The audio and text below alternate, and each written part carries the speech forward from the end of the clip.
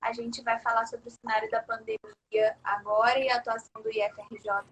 Isso, a gente está com o IFRJ Almada. Eu vou fazer algumas perguntas aqui, tá? E quando eu terminar de fazer as perguntas, eu vou abrir para o comentário de vocês. Então, quem quiser fazer pergunta e tiver o ícone, que é um quadradinho com ponto de interrogação da pergunta ali. Quem não tiver, aguarda eu abrir para comentários e aí você comenta aqui na caixa de comentários mesmo, mas só quando eu abrir, que senão eu vou perder o comentário que ele vai rolando, tá? Então vamos começar, Rafael.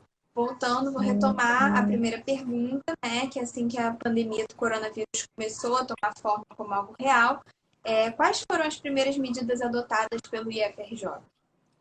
Bom, perfeito.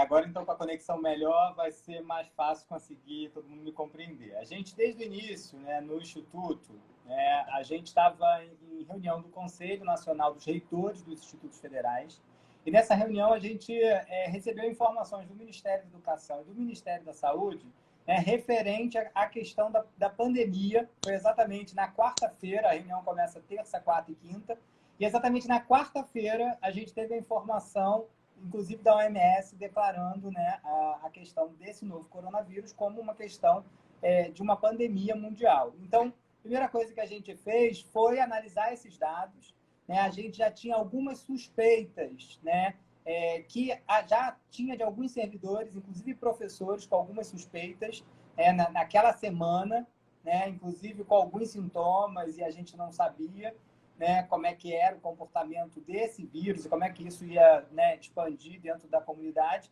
Então, naquele momento, a gente resolveu fazer uma suspensão inicial, né, na sexta-feira, de 5 dias, até para que a gente pudesse, nesse período, né, que é um período que foi identificado como de 5 a 14 dias, para que esses sintomas pudessem aparecer, né? A gente fez o primeiro movimento de suspender 5 dias para todo mundo se identificar com alguma suspeição, né, de algum sintoma que pudesse não fazer essa transmissão em nossas salas de aula, em nossos laboratórios. Criamos um comitê de emergência, um comitê operativo de emergência, né, composto por representações da área de saúde. Então, a gente tem profissionais de saúde, a gente tem profissionais da reitoria, a gente tem representação dos diretores gerais, a gente tem representação de estudantes. E esse comitê tem acompanhado semanalmente, né, como é que se comportam os boletins relacionados às áreas de saúde, né, como se comporta a parte de legislação referente a essas mudanças, né, o que tem saído de decreto, o que tem saído de portaria.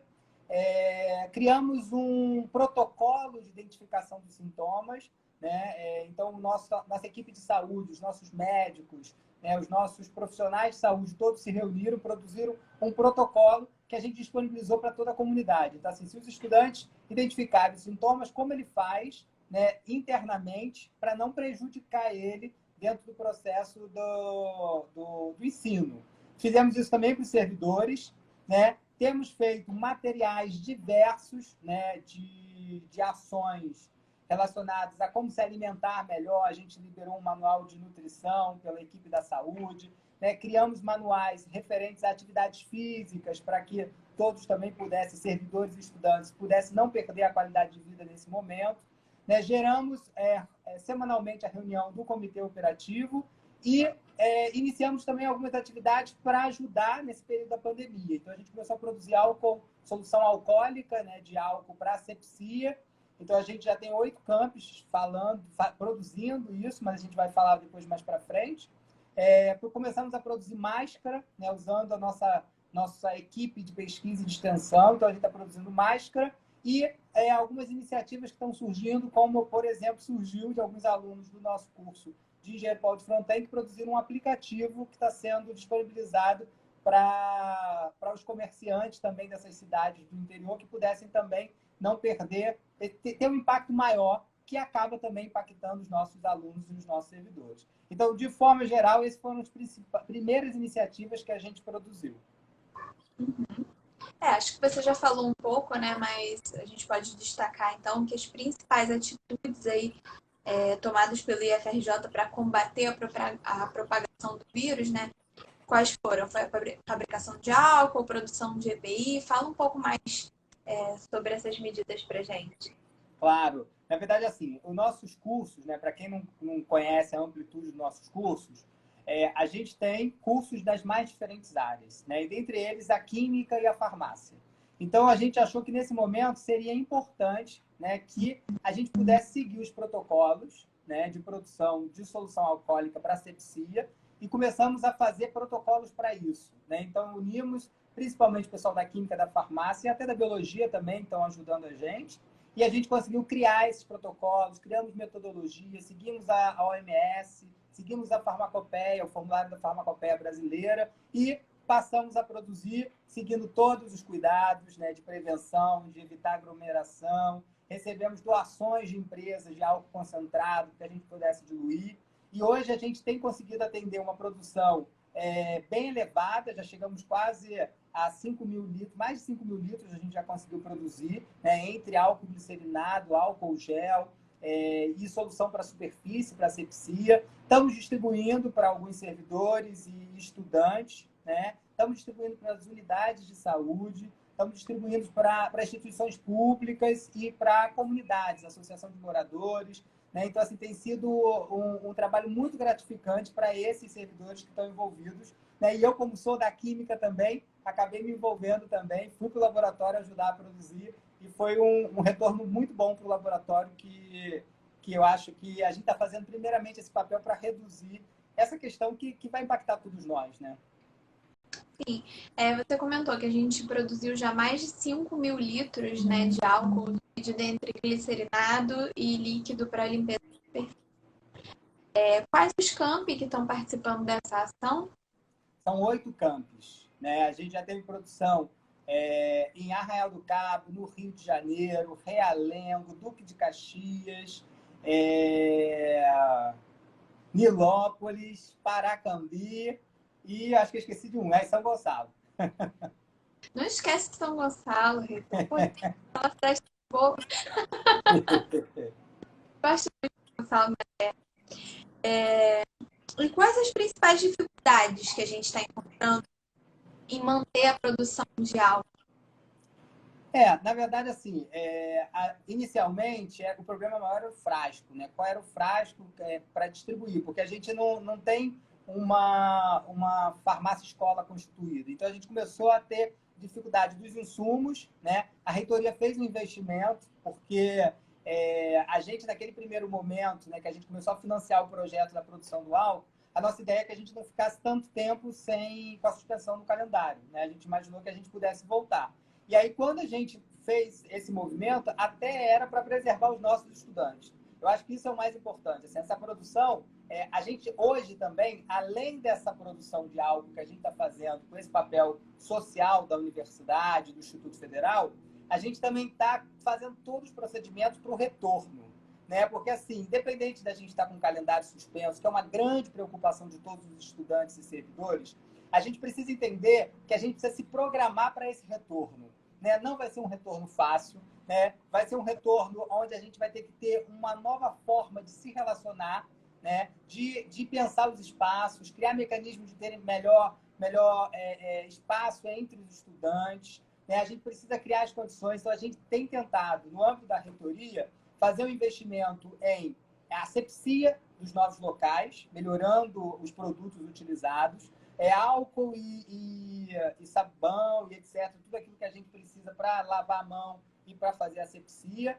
E a gente está trabalhando com a possibilidade de ter máscara para todos os estudantes e servidores. E a gente tem corrido atrás exatamente para tentar comprar esses insumos para que esse retorno proteja todos os nossos servidores e estudantes. Como é que a gente falou aqui de calendário acadêmico, que não vai ser fácil, né? Eu acho que eu vou te fazer a pergunta agora, que provavelmente 80% do nosso público quer saber, né? Acho que a grande preocupação dos alunos e dos pais deles é em relação à suspensão das aulas, né, durante esse período. E muitos questionam a possibilidade da gente empreender em aulas EAD, né? E eu queria que você explicasse para a gente o motivo da gente não ter adotado essa opção e quais as medidas que o Instituto pensa em tomar para que o ano letivo corra sem um prejuízo maior. Claro, claro.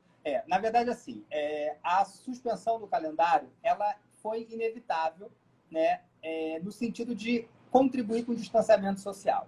Obviamente, a gente tem acompanhado as notícias do Brasil, né, do estado do Rio de Janeiro e até de algumas cidades, e a gente tem visto movimentos em vários sentidos, né? Movimentos em tentar reduzir um pouco, flexibilizar esse distanciamento social, né? Mas a gente tem visto também outras cidades que fazem esse movimento e acaba tendo um aumento da contaminação.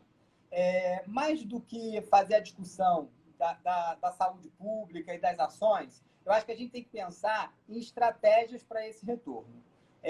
Então, a primeira coisa que a gente tem feito é pensar calendários de substituição, porque a gente já viveu outros momentos de suspensão de calendário, né? A gente já teve algumas, no passado, vários eventos, não igual, não estou fazendo nenhuma comparação que é igual ao momento que a gente está vivenciando, que é um momento diferente, onde além de ter a necessidade do distanciamento social, né, a gente tem trabalhado de novos ambientes de trabalho, novos ambientes de relacionamentos, né? As pessoas estão ficando em casa para se proteger. A gente tem, muitos de vocês aí têm familiares de grupo de risco, né? Muitos de vocês estão até com sintomas da doença. Então, assim, é um momento muito diferenciado e a gente precisa olhar esse momento de forma diferenciada.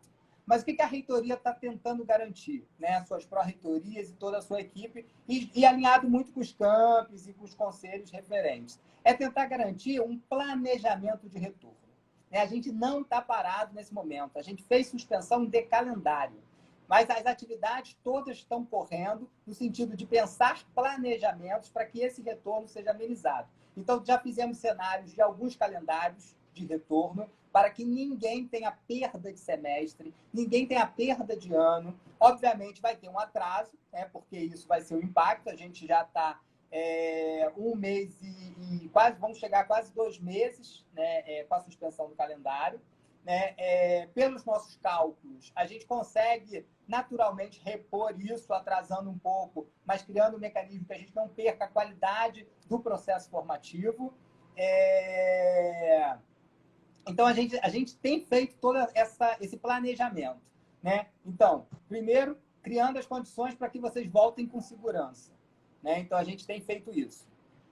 Segundo, que a gente tem pensado calendários e formas de tentar restabelecer para que não tenha nenhum estudante, nenhum servidor, né, possa ter perdas, ou seja, nas suas atividades administrativas, seja nas suas atividades acadêmicas, seja nas suas atividades de pesquisa. Então, esse é o segundo ponto, que a gente tem feito isso diariamente, gente. A gente tem trabalhado 3 vezes mais aqui com os servidores, porque a gente tem se dedicado a isso. Terceiro, a implementação de educação à distância. Né? Eu acho que isso é uma dúvida que todos realmente têm. Existem muitas falas que colocam a educação à distância numa condição diferente do que ela realmente é. Né? Para quem é da área de educação, né, de educação profissional e tecnológica, sabe que a EAD ela é uma modalidade de ensino.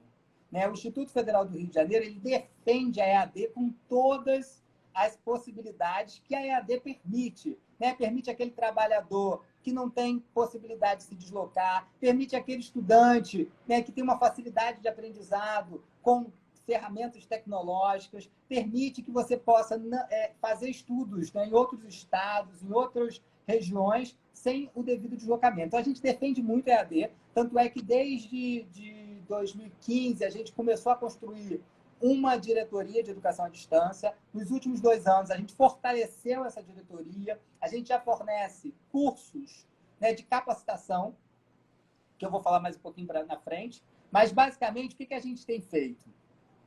A educação à distância ela é uma modalidade de ensino. E, por ser modalidade de ensino, não é simplesmente, e aí que eu acho que tem a dúvida de muita gente, você não pega o ensino presencial e transforma ele em educação à distância. Né? O curso para ser EAD, ele tem que nascer EAD. EAD, eu sempre falo isso bem claramente, não é mandar um PowerPoint por e-mail, não é abrir uma live simplesmente e fazer pelo Instagram. Isso não é, isso é uma palestra, isso é um diálogo, isso é uma ferramenta, mas ela tem suas limitações. Né? Como é que a gente faria um laboratório numa live, por exemplo? Não existe essa possibilidade. Né? A nossa instituição é uma instituição de educação profissional e tecnológica.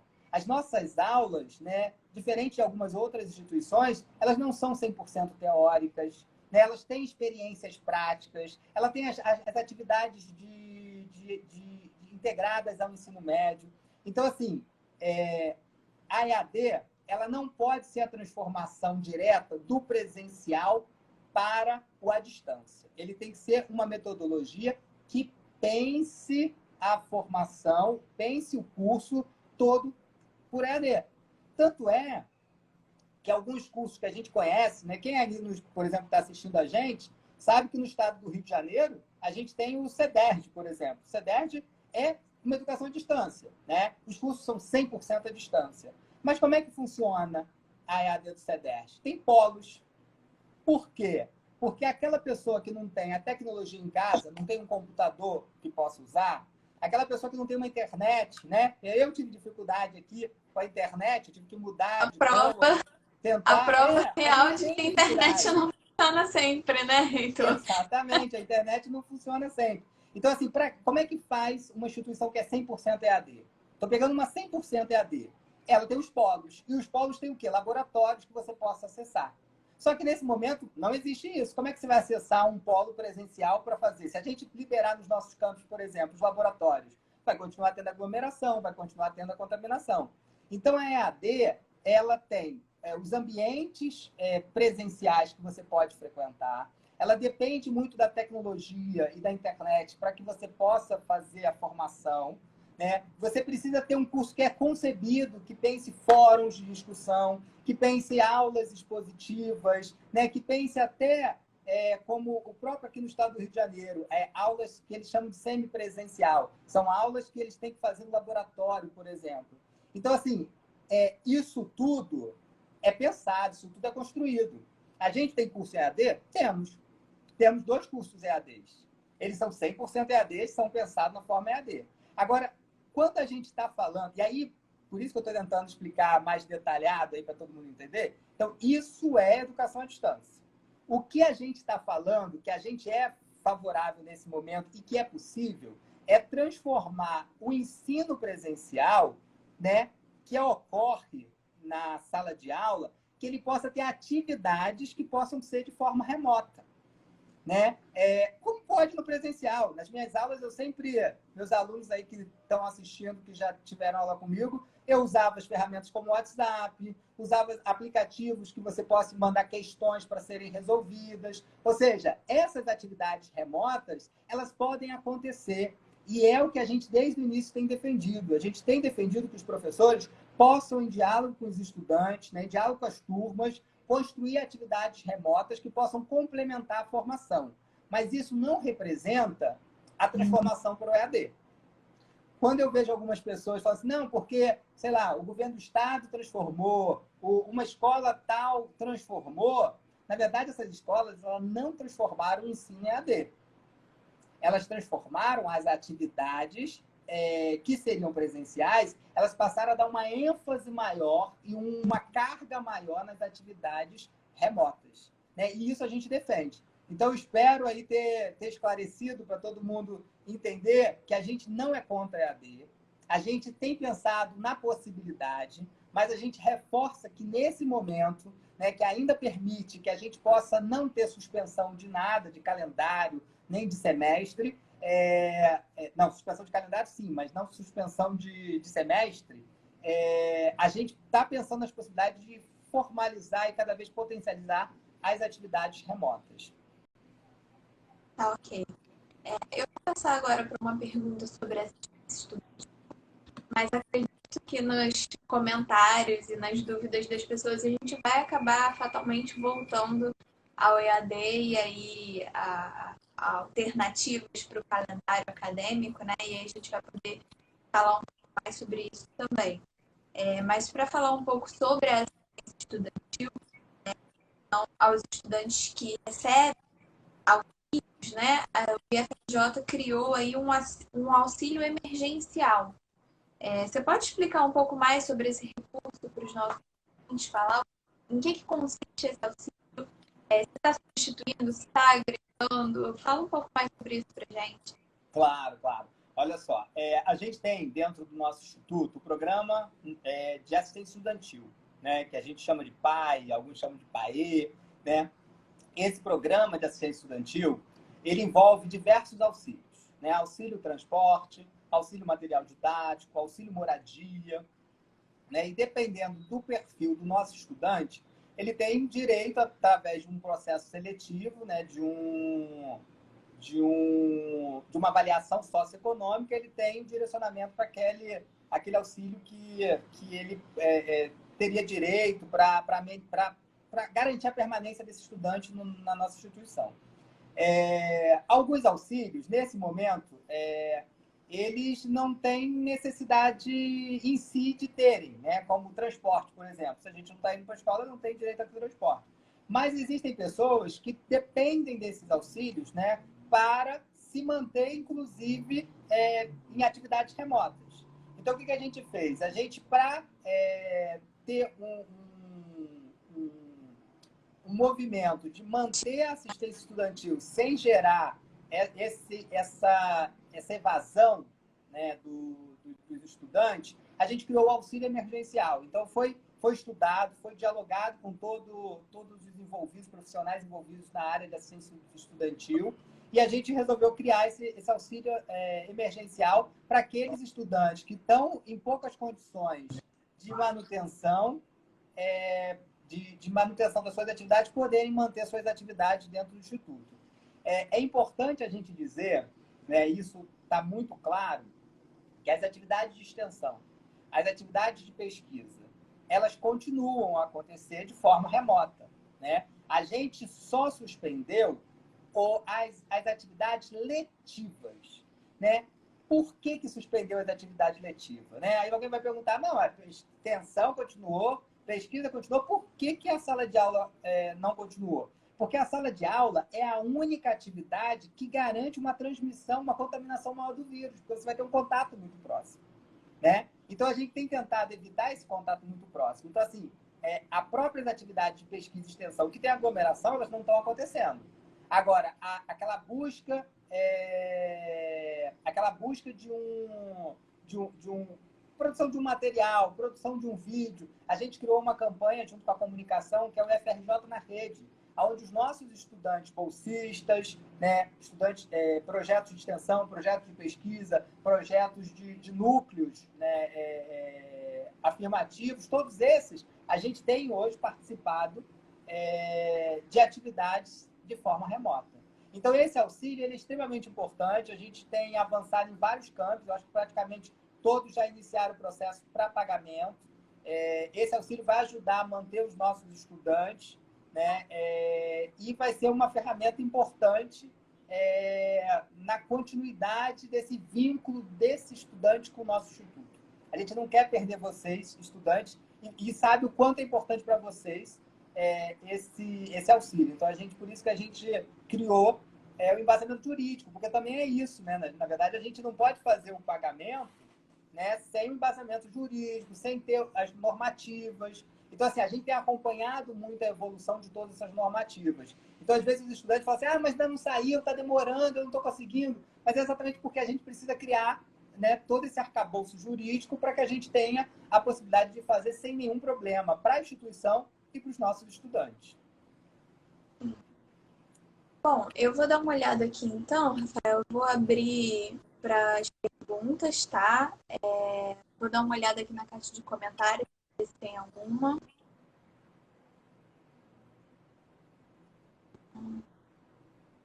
Bom, na caixa de comentários aqui de pergunta, eu não estou vendo nenhuma pergunta aqui para mim.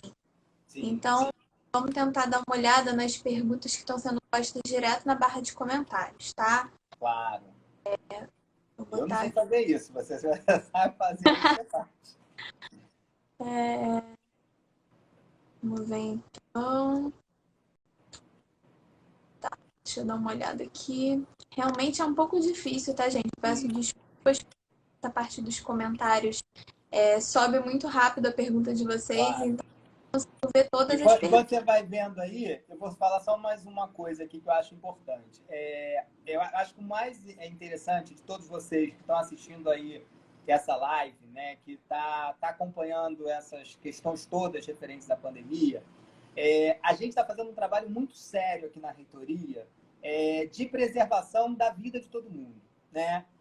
A gente tem hoje na instituição 3 casos confirmados, né, de Covid, e a gente tem em torno de 10 suspeitos com sintomas muito fortes e com dificuldade de fazer, inclusive, testes para confirmação. Isso, para a gente, essa suspensão garante que essas pessoas não possam propagar, por exemplo, esses sintomas que eles estão sentindo para outros estudantes e outros servidores. Então, assim, a gente nunca vai conseguir saber, né, o efeito que a gente reduziu de contaminação, por exemplo, com a suspensão do calendário. Mas eu acho que ele é extremamente importante para a gente ter a clareza, né, que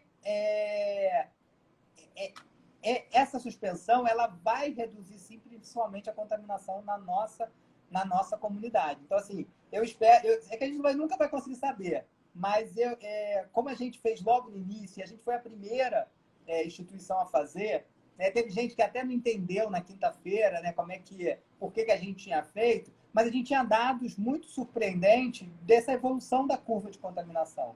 Então, assim, o que a gente tem feito, né, e aí é importante todos vocês, pais, né, estudantes, servidores, entender que a gente está fazendo todos os planejamentos, a gente não está restritivo a nenhuma possibilidade, né? A gente tem estudado essas possibilidades de EAD, de trabalho remoto, de calendários acadêmicos, mas a gente está fazendo todos os nossos movimentos para a preservação da vida de vocês. A gente não quer mais notícias de cada um de vocês que fazem parte dessa comunidade. E preservar a vida, eu acho que é o primeiro momento. Eu acho, e mais do que isso, assim, eu sei que todo mundo tem a preocupação do calendário, todo mundo tem a preocupação do conteúdo acadêmico, mas eu acho que... Rafael, tem até uma pergunta aqui, por exemplo, do Roger Moreno DCX, que ele pergunta se diante dessa situação os cursos vão ser postergados, ou seja, um curso com duração de 1 ano e 6 meses vai ser mais extenso, vai ser jogado para frente, né? Já que teve essa intenção. Sim, fazendo um comparativo, se a gente fizer um comparativo em alguns outros períodos, por exemplo, que greve que a gente teve, né, aquele período de ocupações que a gente teve, a gente só prorrogou o calendário. Então, a ideia é exatamente isso, vai ter uma prorrogação, a gente vai tentar cortar esses lapsos maiores entre atividades e outras, e a gente vai tentar concentrar isso sem perder a qualidade. Acho que o mais importante é isso, a gente tem que garantir que não perca a qualidade. Então, assim, vai ter um atraso. A gente está sensível principalmente àqueles estudantes que se formam, né? Porque esse ano a gente tem estudante que se forma. E a gente não quer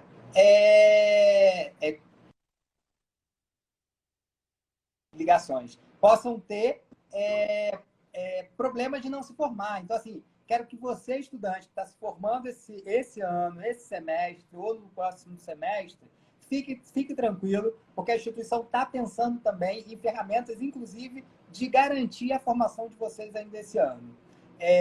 A gente sabe que ainda existe uma incógnita em relação ao Enem, por exemplo, daqueles estudantes que também estão preocupados com o Enem.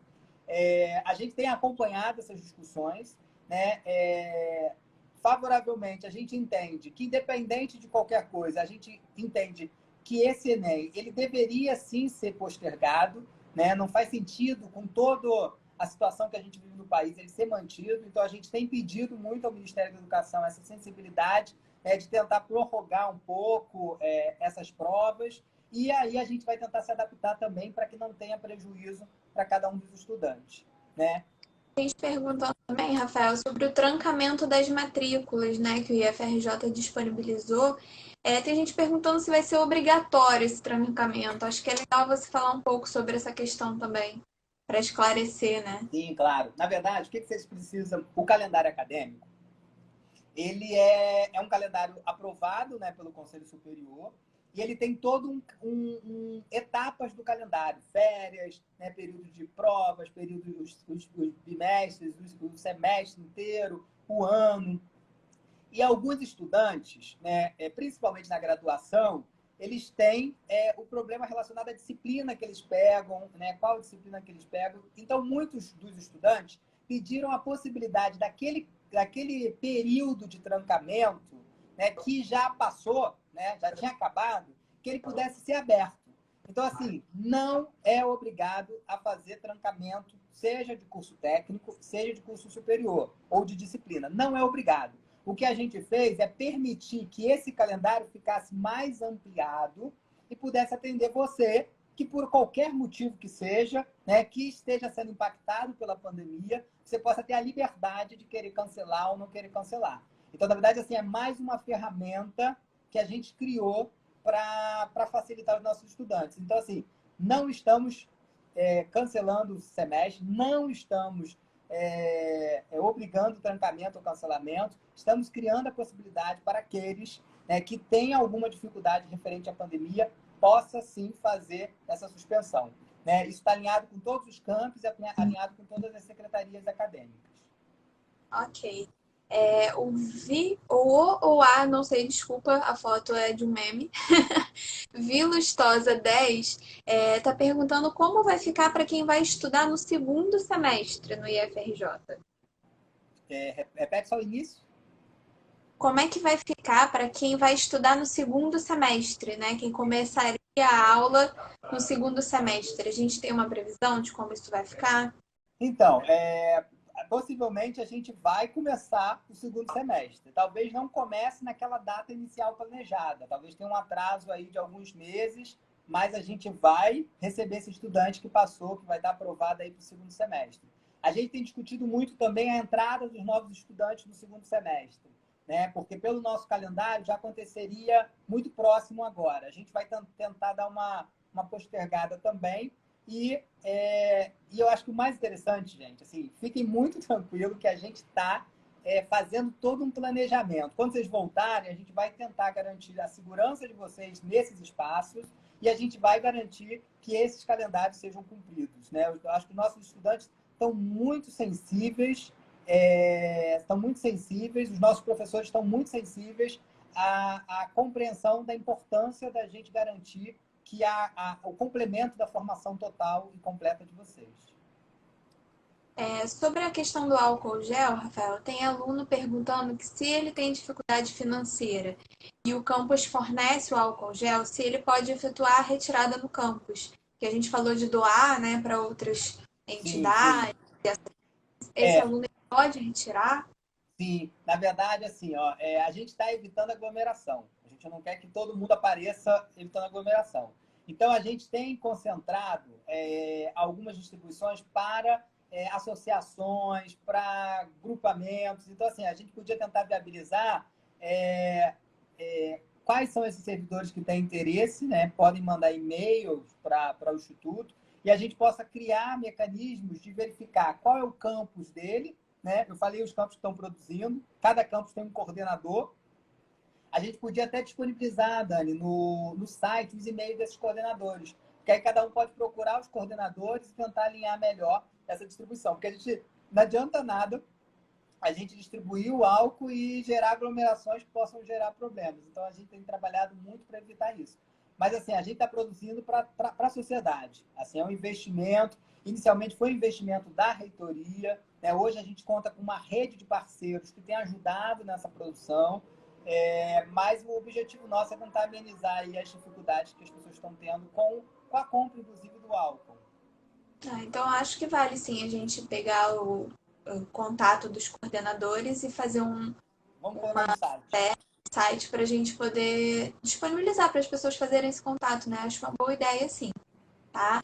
Eu estou vendo aqui muitas perguntas, eu não vou falar um por um nome das pessoas, mas tem muitas perguntas relacionadas ainda ao material pedagógico, se existe a possibilidade de enviar material por e-mail, que possa tentar estudar alguma coisa em casa. Acho que vale você falar um pouquinho mais sobre a questão.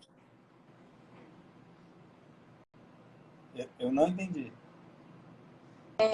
Tem muita gente, vou falar nome por nome, mas tem muita gente perguntando em relação ainda a... Tudo bem, não é EAD, mas tem possibilidade de enviar algum material didático para que isso seja enviado por e-mail. Algumas pessoas até levantaram a questão de não necessariamente ser uma atividade relacionada ao calendário letivo, mas para as pessoas terem uma atividade em casa, estudar e estar preparado para quando as aulas estarem. Pode falar um pouco? Na verdade, assim, a gente está muito preocupado nesse momento, até pela estabilidade emocional, né? Eu, por exemplo, tenho os meus pais, que eu estou tentando preservá-los muito, são de grupo de risco, são idosos, né? Tem pessoas que têm filhos pequenos, tem gente que tem pessoas asmáticas em casa. Então, assim, tentando preservar essas pessoas, a gente tem tentado também, né, entender esse momento que as pessoas estão muito isoladas em casa, né? Aquelas pessoas que estão seguindo o distanciamento social, né, acho que todos devem seguir o distanciamento social, mas aquelas que elas estão muito necessitadas. Essa demanda até de material, ela se baseia um pouco nessa demanda, né, que as pessoas estão tendo de ficar em casa. Eu acho que é uma oportunidade da gente, como instituição, fazer ciclos de diálogo com esses estudantes, né? Eu sei que alguns campos estão fazendo isso pelas suas coordenações, né, pedagógicas, né? Tem professores fazendo alguns diálogos com algumas turmas, né? E a própria Coordenação de Saúde do Trabalhador tem feito, eu participei de uma também, tem feito com os nossos servidores, porque eu acho que o momento é um momento da gente se unir, né? Não é um momento da gente criar embates que possam ter um impacto diferente em cada um, né? Tem gente perdendo parentes com essa pandemia, né? Então a gente tem que ser muito sensível a essa situação.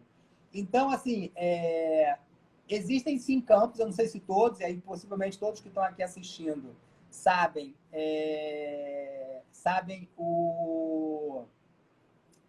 das suas dificuldades, né? Cada campus tem agido de uma forma em relação a esse contato com o estudante, ou via COTP, né? Ou via professores. Mas eu acho assim, o vínculo com o estudante ele deve ser mantido. Então, assim, você, estudante, que tem uma turma, que queira procurar aquele professor que você se identifica mais, né? Tenta fazer um contato com esse professor, tenta fazer uma revisão de um conteúdo, de sala de aula, né? Porque eu acho que esse vínculo ele é importante. Você, servidor também, você, professor que está nos vendo aqui, é importante você entender, né, que essas pessoas também estão precisando desse diálogo, estão precisando, sem ser um semestre letivo, né? Eu não estou falando que isso é EAD, né? Mas, assim, eu acho que esse contato ele é importante. Eu tenho todos aqueles estudantes que têm me procurado, eu tenho dialogado com eles, né? Tentado entender qual é a dificuldade que eles estão encontrando. E eu acho que é nosso papel como instituição. Então, assim, a instituição não está abandonando o estudante, a gente exatamente quer que os estudantes se preservem, fica em casa, que é importante, e as atividades de revisão daquele conteúdo, né? Aquela prática que você não entendeu muito bem, buscar um livro para dar uma lida melhor sobre aquela prática, né? Aquele vídeo que o professor passou que você não conseguiu assistir pela correria do semestre, pode ser o momento de você assistir. A gente defende isso, a gente defende que seja um grande momento que as pessoas possam se dialogar e rever aqueles conteúdos que a gente vivenciou. E é importante, né, os professores também manter esse vínculo de diálogo com esses estudantes, saber se eles estão bem, saber como é que eles estão se comportando, né, se eles querem tirar alguma dúvida de um conteúdo anterior que foi dado no semestre. Eu acho que essa rede ela é importante. Tô dando uma olhada aqui, tem bastante gente realmente preocupada com o calendário acadêmico, né? A gente entende, é lógico que a gente entende a preocupação, mas alguém aqui fez um comentário que eu achei essencial, né? Que a gente. Desculpa, eu já perdi seu nome aqui no meio dos comentários, mas eu concordo com você. A pessoa falou que, claro, que está todo mundo muito preocupado com o calendário acadêmico, com as aulas, mas primeiro a gente tem que se preocupar com as nossas vidas, né? Tanto dos alunos quanto dos servidores, professores, porque é isso, né? A nossa vida tem que estar em primeiro lugar, porque sem estar vivo a gente não estuda, né? Então, deixa eu dar uma olhada aqui para ver se tem mais. Outra coisa importante, gente, é assim, a gente precisa ter uma clareza, né? Você que está assistindo aqui a gente, o Instituto ele tem em torno de 16 mil matrículas. Isso é muito grande. Às vezes a gente fala assim, não, porque o colégio tal fez a EAD. Né? A universidade tal, ela cria, mas vai ver o número de alunos que essa universidade tem. A gente tem 16 mil alunos dos diferentes níveis e modalidades de ensino em 15 campos diferentes, né? Campos no interior do estado, né? Campos, regiões, pelo processo de descentralização dos institutos federais, a gente saiu das grandes capitais. Então, hoje a gente chega até você exatamente porque a gente tem um campus próximo numa região descentralizada dos grandes centros urbanos, né? E isso é no Brasil inteiro. Então, quando você fala de Instituto Federal, você não está falando simplesmente de capital, né? Você não está falando de regiões que têm internet maravilhosa. A gente hoje tem problema em alguns campos que a internet dos campos tem problema. Você, estudante que acompanha isso, você sabe que às vezes cai a internet, né? Não tem, às vezes, Wi-Fi para todo mundo, porque o sistema é muito ainda deficitário, a internet é ruim e acaba não conseguindo distribuir o Wi-Fi para todo mundo no campus. Então, assim, as realidades são muito diferentes. Cada campus que fizer uma pesquisa aí vai descobrir percentuais. O Campus Paracambi, por exemplo, fez uma pesquisa e descobriu que quase 50% dos estudantes têm dificuldade de acesso. Ah, mas computador todo mundo tem? Não, nem todo mundo tem computador. A internet todo mundo tem? Nem todo mundo tem internet. Né? A gente descobriu, em algumas pesquisas feitas pelos campus, que muitos deles têm WhatsApp. Aí você falou, mas tem WhatsApp, então ele tem internet. Não, ele usa o pacote de um telefone pós-pago que usa a internet, que usa a transferência de dados dentro do pacote. Então, ele não tem uma internet para assistir, por exemplo, um vídeo, uma videoaula. Né? Ele não tem internet para participar de uma live, por exemplo, dessa. Ele pode estar tendo dificuldade para acessar. Né? Inclusive, então, assim, tem um comentário aqui sobre isso, do Sérgio HQZ. Não tenho boa internet, nem estou conseguindo acompanhar a fala do reitor. Aulas virtuais como? Vai bancar a nossa internet ou as aulas serão então, só para os assim, mais ricos? às vezes, a gente tem... isso que eu estou tentando colocar aqui. Às vezes, a gente olha só para o nosso entorno, né? Da nossa sala de aula, né? Nós, como estudantes, a gente olha e fala assim, mas na minha sala todo mundo tem internet. Na minha sala todo mundo tem computador. Mas essa não é a realidade de 16 mil matrículas no nosso instituto. Não é a realidade dos nossos 15 campos. Então, assim, eu sei que a gente realmente fica preocupado com toda a situação. Eu também estou preocupado.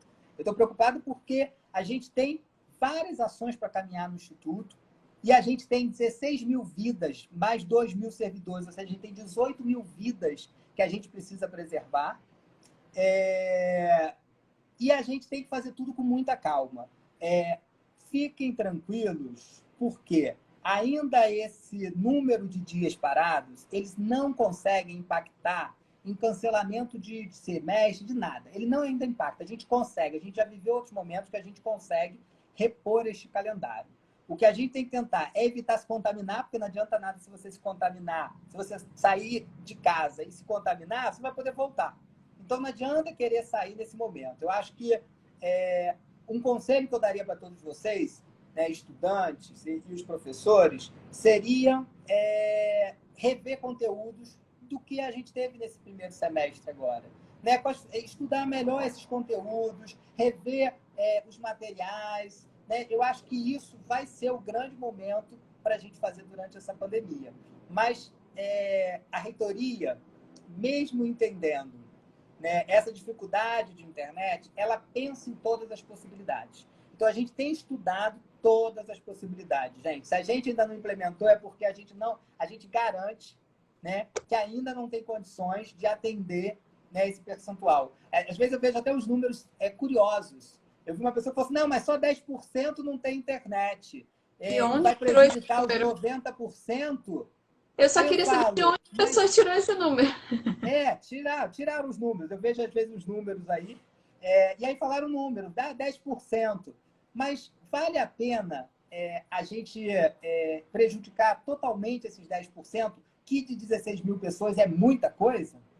Né? Não vale a pena. Ou a gente entende estratégias, ou a gente entende mecanismos que possa incorporar, mas a gente não quer. A gente entende a preocupação toda do momento, mas a gente não pode ser imediatista nesse momento. A gente tem que se preservar, se cuidar, rever aqueles conteúdos e deixar que a gente está trabalhando para esse retorno. O retorno é o mais importante e a gente não está parado, gente. A gente não está parado. A gente está morrendo de saudade de todos vocês.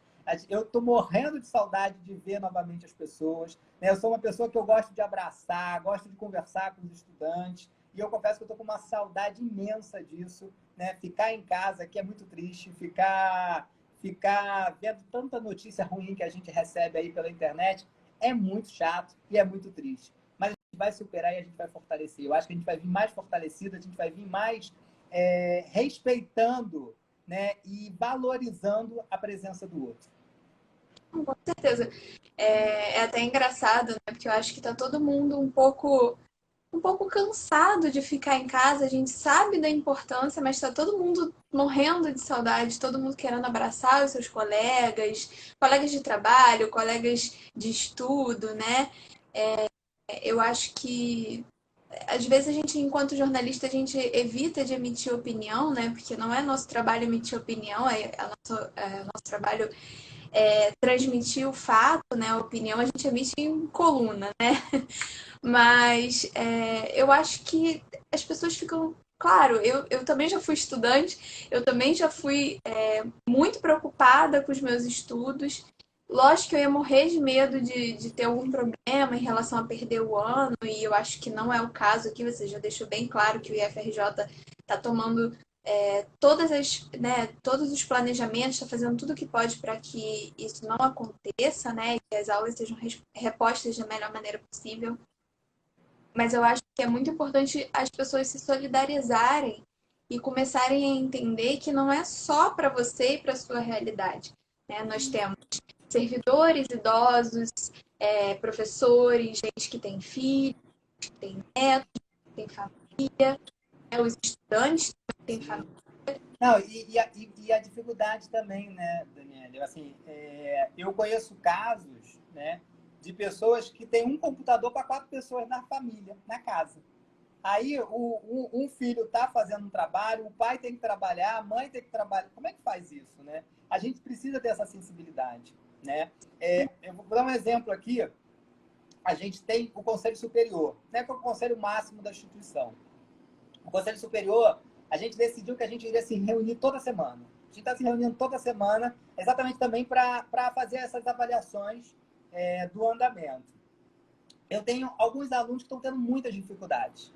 E uma aluna pediu para fazer um outro horário. Por quê? Exatamente porque o computador da casa está sendo ocupado por todos. Ela tem 3 irmãos, ela tem mãe, pai, né? Não sei exatamente como é que é o núcleo familiar dela, mas ela falou assim, o computador não consegue ficar livre no horário da tarde.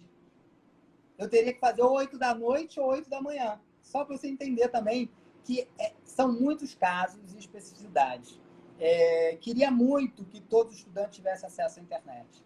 Queria muito que todos os estudantes tivessem um computador com o mínimo de condições de fazer as atividades, mas não é uma realidade. E meu papel é pensar em todo mundo, é pensar na vida dessas pessoas. Eu acho que essa é a responsabilidade como reitor. Né?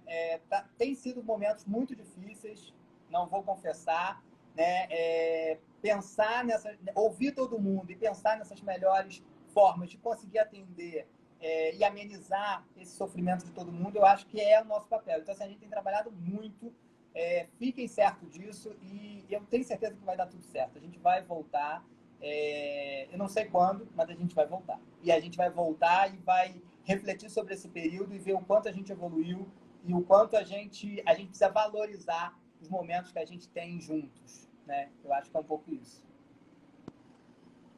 A maioria das perguntas tem sido relacionadas às mesmas questões. Eu acho que a gente já passou bastante aqui. Sim. Deixa eu dizer uma outra coisa também, só para Dani, bem rápido também, que eu estou também vendo alguns comentários. Eu fico meio perdido aqui também. Quando está sacudindo aqui a tela, sou eu tentando ler o comentário. A gente fez algumas pesquisas em alguns campos muito pontual, né? Mas ontem a gente teve a reunião do Conselho dos Reitores. Teve um reitor de um instituto que ele tem 38 mil alunos. 38 mil alunos. Eles fizeram uma pesquisa pela internet para saber o acesso se os estudantes conseguiriam fazer acesso à internet. Eles só conseguiram que 10 mil respondessem. Ele não sabe se os restantes que não responderam era porque não teve acesso à pesquisa, né? Principalmente porque o estado que ele vive tem campos muito distantes, de 700 quilômetros de distância da capital, e mostrou que mesmo que a gente faça uma pesquisa, né? Porque qual é a ideia? Eu já ouvi algumas pessoas falando assim, mas faz uma pesquisa com os estudantes para ver e você ter uma noção. A gente pode fazer pesquisa, mas talvez, assim como lá aquele instituto fez, se a gente fizer, pode ser que a gente não tenha representatividade, porque as pessoas não vão conseguir ter acesso, né? Mas eu acho válido, eu acho que a gente pode fazer uma pesquisa, não vejo problema. Eu acho até que isso é importante para embasar exatamente qualquer posicionamento que a gente fizer nesse andamento.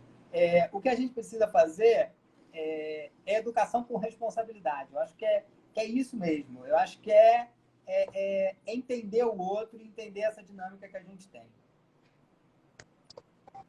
Eu tô dando uma olhada aqui, a maioria dos comentários são relacionados a isso mesmo, alguns A gente podia conseguir ver concordando. todo mundo, né? A gente só vê a foto passando aí.